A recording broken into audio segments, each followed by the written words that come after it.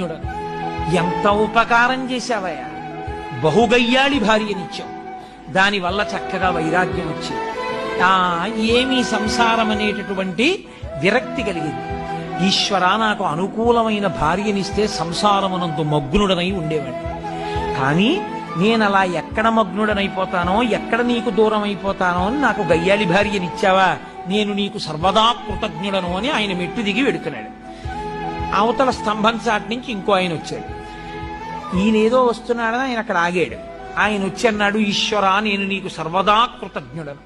గొప్ప అనుకూలవతి అయిన భార్యనిచ్చావు, అంత మంచి భార్యనిచ్చావు కాబట్టి పెద్దలని సేవిస్తున్నాను, ఈశ్వరుణ్ణి సేవిస్తున్నాను, యజ్ఞయాగాది క్రతువులు చేస్తున్నాను, దాన ధర్మాలు చేయగలుగుతున్నాను, 4 మంచి పనులు చేయగలుగుతున్నాను.